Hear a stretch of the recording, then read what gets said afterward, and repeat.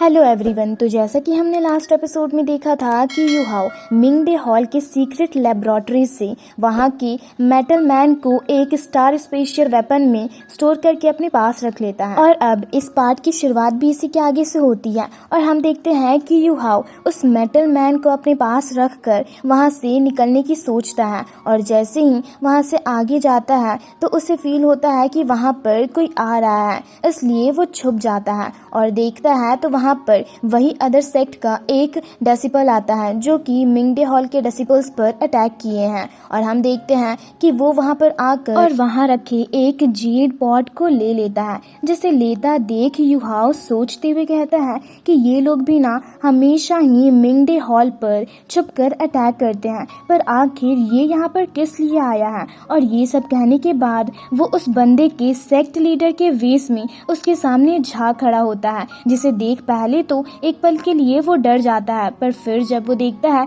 कि वो उसका खुद का सेक्ट लीडर है तो वो उसके सामने जाकर ग्रीट करते हुए उससे कहता है अब जल्दी ही हमारा मिशन सक्सेसफुल हो जाएगा, क्योंकि मिंगडे हॉल के सारे ही मेन फोर्सेस हमारे लोगों के साथ डील करने में बिजी है, जिसके कारण हमारे आगे का रास्ता काफी ही ज्यादा क्लियर है। जिसे सुनकर यूहाओ सोचते हुए कहता है कि मेरा मैजिक अभी तक रिवील नहीं हुआ है, इसलिए मुझे जितनी जल्दी हो सके इसे लेकर यहाँ से निकलना होगा। और ये कहकर वो जैसे ही उस आइस जेड पॉट को अपने बॉडी के अंदर रखता है वो वापस से उसके बॉडी से बाहर आ जाती है। ये देख तो यूहाओ हैरान ही रह जाता है, साथ ही वो डेसिपल भी। वहीं उसे देख यूहाओ सोचते हुए कहता है अरे नहीं, मैंने तो एक स्टूपिड मिस्टेक कर दिया, क्योंकि मेरी बॉडी के अंदर ऑलरेडी एक सोल एम्ब्रॉयो अभी तक जिंदा है, जिसके कारण ये मैं कंटेन नहीं कर सकता। वहीं यूहाओ को देख वो लड़का समझ जाता है कि वो उसका सेक्ट लीडर नहीं है,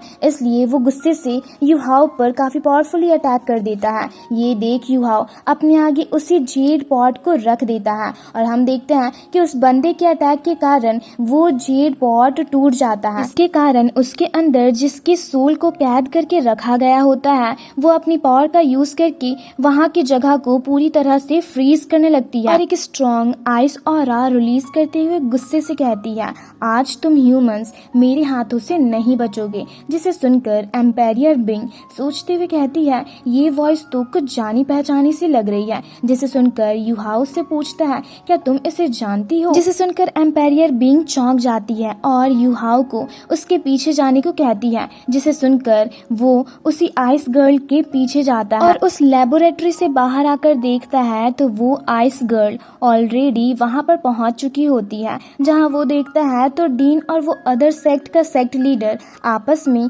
फाइट करने की जगह दोनों ही उस आइस गर्ल पर अटैक कर रहे होते हैं। ये देख यूहाओ काफी ज्यादा हैरान होता है और एम्पायर बिंग से पूछता है कि आखिर ये है कौन जिसके लिए डीन और अदर सेक्ट के लीडर ने हाथ मिला लिया है।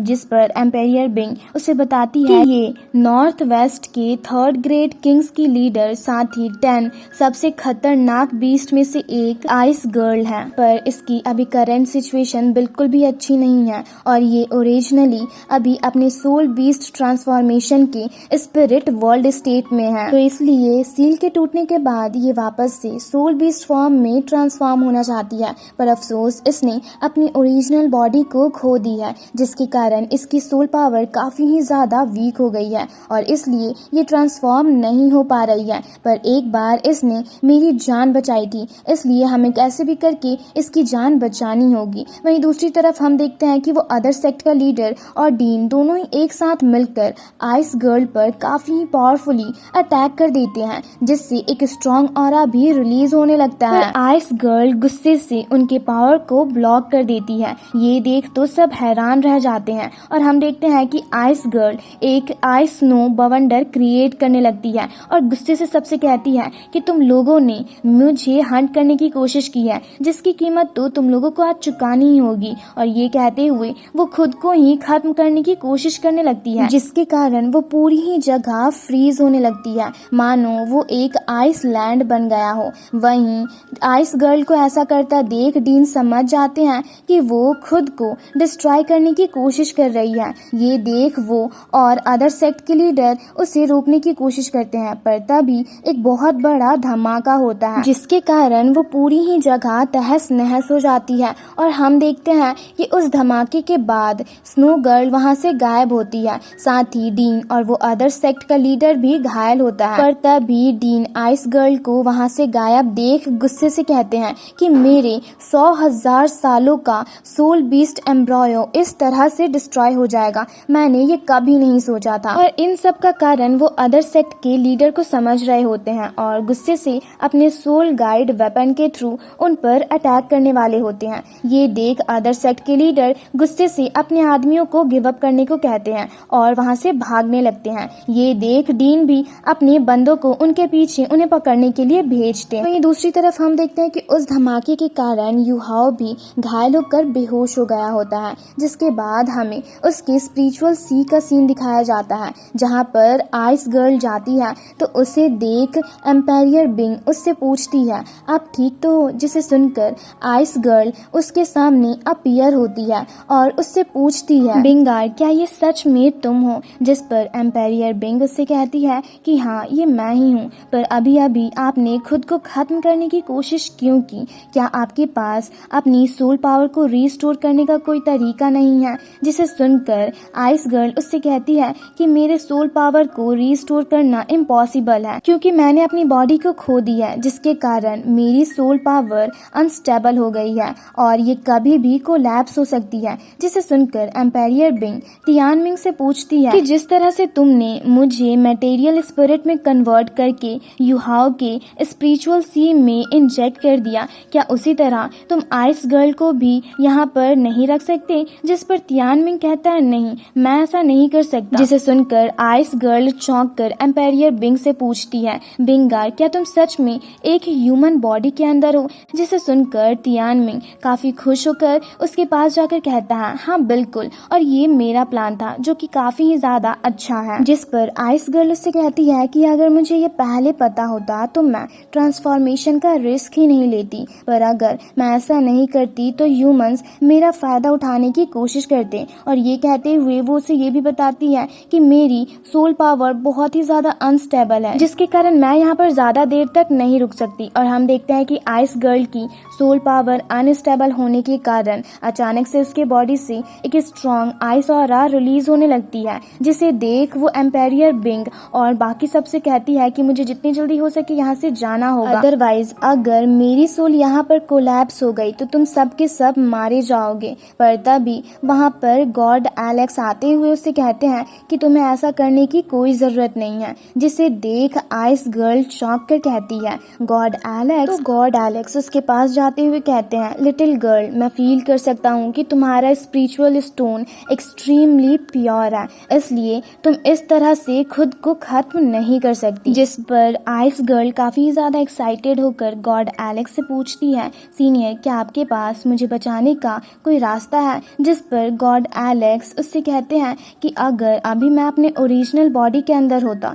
तो काफी ज्यादा स्ट्रांग होता, जिसके कारण तुम्हें बचाने के चांसेस 80% तक होते, पर अफसोस अभी तुम्हारे सामने मैं जो खड़ा हूँ वो बस मेरा स्पिरिट सोल का एक छोटा सा रे है, जिसके कारण तुम्हें बचाने के सक्सेस रेट के चांसेस 30% से भी कम है। तो क्या इसके बाद भी तुम एक बार मुझे कोशिश करने दोगी। जिसे सुनकर आइस गर्ल काफी ही ज्यादा मायूस हो जाती है। ये देख एम्पायर बिंग उसे चीयर करते हुए कहती है कि प्लीज यहाँ पर रुक जाओ। जिस पर तियानमिंग भी उससे यही कहता है कि हाँ प्लीज आप यहीं पर रहो। ये सुनकर वो काफी ज्यादा मायूस होती है और कुछ कह नहीं रही होती। तभी यूहाओ से कहता है कि मेरा नाम यूहाओ है और मैं उम्मीद करता हूँ कि आप मेरे स्पिरिचुअल सी में जरूर रुकोगे, और अगर आप यहाँ पर रहोगी तो मैं तियानमिंग और एम्पायर बिंग के जैसा ही आपको as a friend, as a partner और एज अ रिलेटिव ट्रीट करूंगा। जिसे सुनकर आइस गर्ल तियानमिंग और एम्पायर बिंग को देखने लगती है तो वो लोग भी उसे सर हिलाते हुए हाँ कहते हैं। ये सब देखने के बाद आइस गर्ल गॉड एलेक्स की बातों से राजी हो जाती है। जिसे सुनकर गॉड एलेक्स अपनी मैजिकल वेपन को समन करते हैं और उसकी पावर्स का जैसे ही आइस गर्ल पर यूज करते हैं तो उसे काफी ही ज्यादा पेन होने लगता है और इसी तरह वो उसकी सोल पावर को सील करने लगते हैं, जिसके कारण धीरे धीरे उसकी बॉडी डिसअपियर होकर एक स्पिरिचुअल स्टोन में कन्वर्ट हो जाती है, जिससे एक स्ट्रॉन्ग ऑरा भी रिलीज होता है। जिसे देख एम्बेरियर बिंग और तियानमिंग दोनों ही काफी खुश होकर कहते हैं God Alex successfully ice girl को बचाने में कामयाब हो गए। वहीं दूसरी तरफ हम देखते हैं कि गॉड एलेक्स आइस गर्ल से कहते हैं कि मैंने तुम्हारी ओरिजिनल पावर को रीसील कर दिया है, क्योंकि तुम्हारी ओरिजिनल पावर बहुत ही ज्यादा स्ट्रांग है जिससे स्टेबलाइज होने में काफी ही ज्यादा वक्त लगेगा, इसलिए तुम सीलिंग पीरियड में अपने ओरिजिनल पावर्स का यूज मत करना। और ये सब कहने के बाद गॉड एलेक्स वहां से जाने लगते हैं, जिसे सुनकर आइस गर्ल उन्हें उसकी मदद करने के लिए और उसकी जान बचाने के लिए थैंक यू कहती है, जिसके बाद तियानमिंग और एम्पेरियर बिंग भी उसके पास जाते हैं। तो आइस गर्ल उन दोनों को भी एनकरेज करने के लिए थैंक्स कहती है और इसी के साथ ये एपिसोड यहीं पर खत्म होता है। तो मैं उम्मीद करती हूँ आप लोगों को हमारा ये एक्सप्लेनेशन वीडियो अच्छा लगा होगा। तो अच्छा लगा हो तो वीडियो को लाइक और एक अच्छा सा कमेंट ज़रूर करना। Thanks for watching.